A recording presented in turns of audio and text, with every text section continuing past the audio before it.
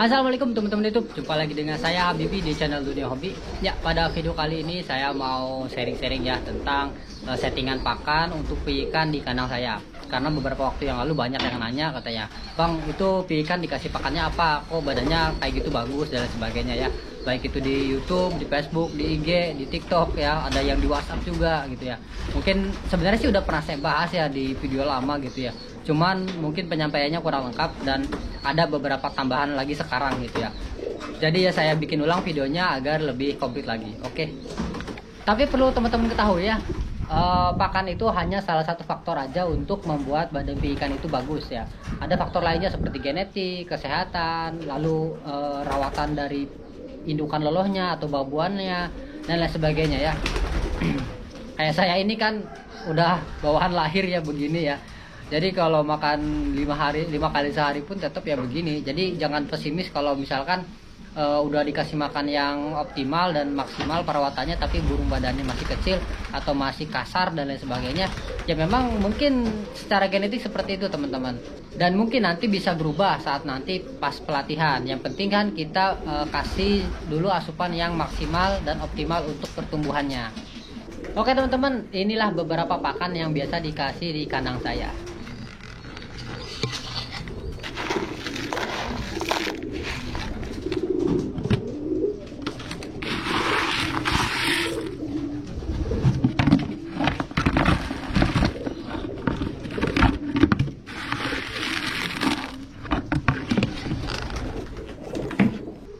Apa aja tuh Bang? Banyak banget gitu ya.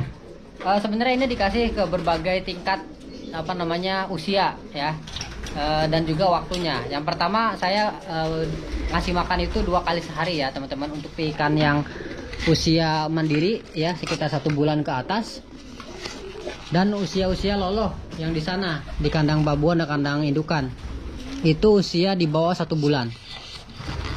Untuk pakan sama 2 kali sehari, cuman porsinya beda. Kalau untuk ikan yang mandiri ini porsinya sedikit teman-teman. Mungkin kalau dibandingkan itu mana tuh?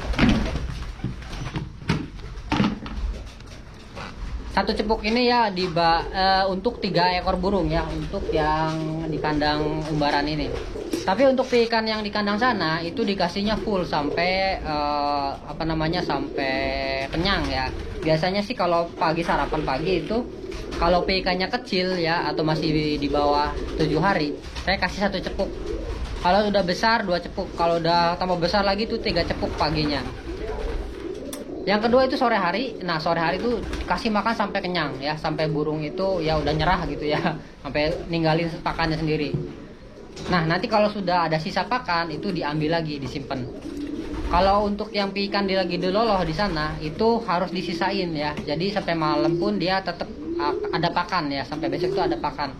Jadi full pakan itu standing di kandang babuan atau indukan yang lagi ngeloloh. Karena kalau lagi ngeloloh dia malam-malam pun tetap ya masih nyari makan.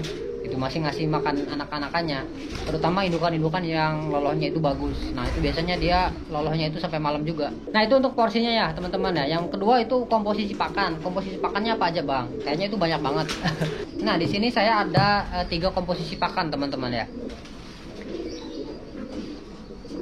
Yang pertama itu untuk pakan pagi, yang kedua itu untuk pakan sore.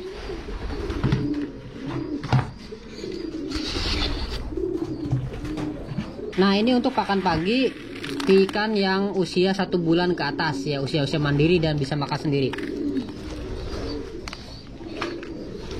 Ini apa aja isinya? Ini isinya adalah gandum,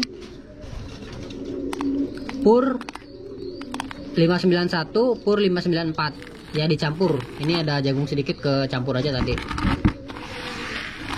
Perbandingannya 1:1 semua ya. Pur 591 1, 5941 dan gandum itu 1. Tujuannya untuk apa pur itu dicampur dengan gandum? Nah untuk pur sendiri itu adalah sumber dari protein ya, proteinnya tinggi, lemaknya juga cukup tinggi, kalsiumnya juga cukup tinggi ya, mineralnya cukup tinggi. Nah itu untuk ke otot dan tulang. Lalu gandumnya untuk apa? Serat, karbohidrat dan mineral-mineral itu untuk menyeimbangkan dari asupan protein tadi ya.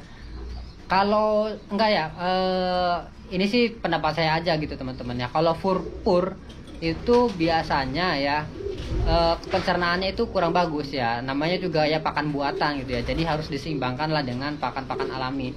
Lalu pada gandumnya itu terdapat serat teman-teman ya. Terutama seratnya itu dibutuhkan untuk agar penyerapan dari proteinnya itu tidak terlalu cepat ya. Jadi diserapnya itu bertahap gitu, sedikit-sedikit. Jadi nggak kaget ya si burungnya itu.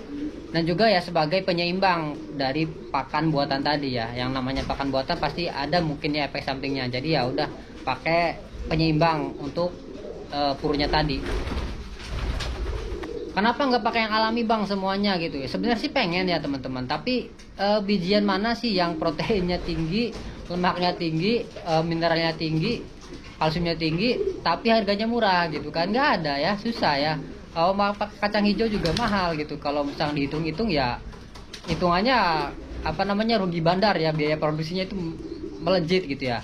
Nah jadinya pakainya pur ya, yang murah, hemat gitu ya. Tapi saya saya selingi seimbangkan dengan pencampuran gandum gitu. Wah di saya gandum susah bang nyarinya. Ya memang di beberapa tempat agak susah untuk mencari gandum ya. Tapi bisa teman-teman cari alternatif lainnya yang bijian yang kaya akan serat seperti gabah, beras merah, atau sorghum. Nah itu bisa dipakai untuk menyeimbangkan nutrisinya gitu. Tapi kalau memang benar-benar nggak ada ya sudah nggak apa-apa, pur aja cukup ya. Ini untuk settingan pagi teman-teman. Nah kalau untuk ikan yang masih usia di bawah 1 bulan di sana, itu pakannya lebih banyak lagi campurannya teman-teman, terutama pada bijiannya. Ini untuk pakan pagi burung yang lagi diloloh di bawah 1 bulan teman-teman ya.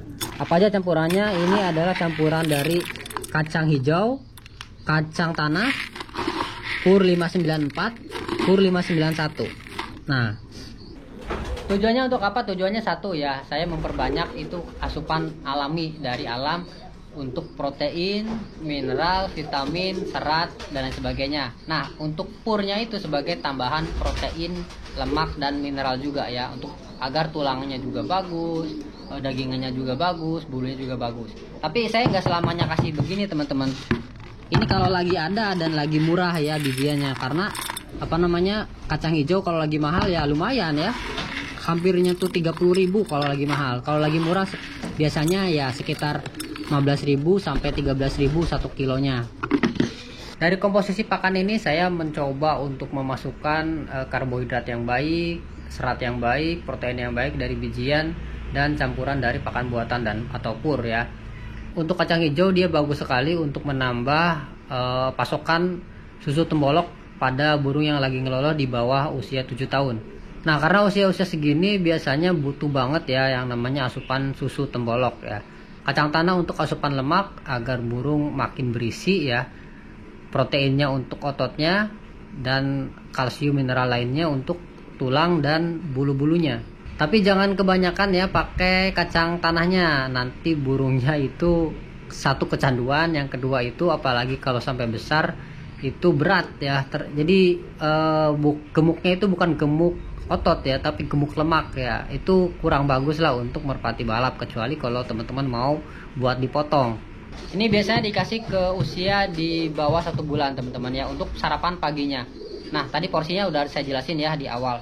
Kalau untuk pakan sorenya apa bang? Pakan sorenya semuanya sama teman-teman ya. Pakan sorenya full bijian, yaitu dari jagung dan gandum.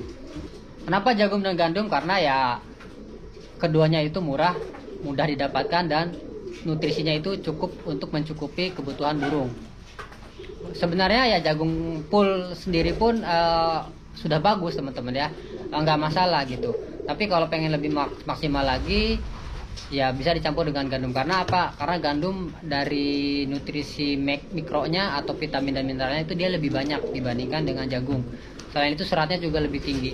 Dan kalau menurut saya ya sebagai biar nutrisi di tubuhnya itu tidak jenuh ya, itu terus gitu ya. Jadi harus dimix ya.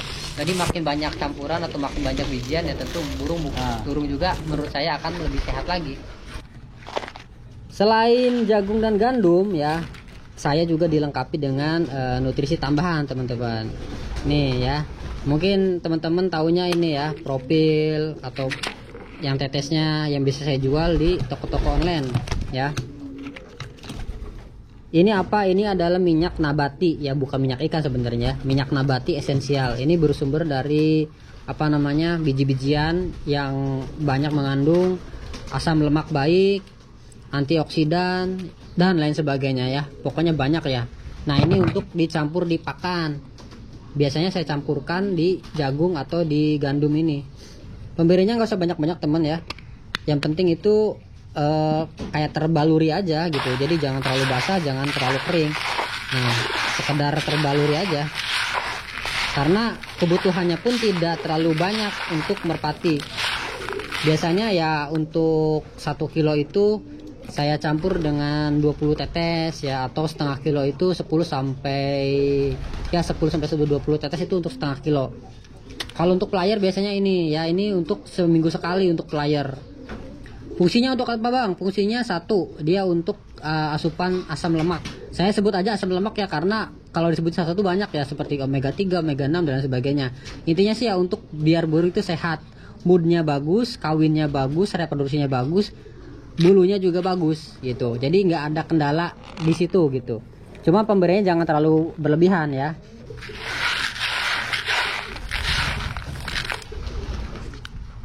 Untuk ikan saya tidak menggunakan kalek atau tambahan kalsium lainnya. Saya cukupkan dari biji-bijian dan juga dari purnya tadi ya. Sama plus satu ya, yang harus tersedia di kandang itu adalah grit.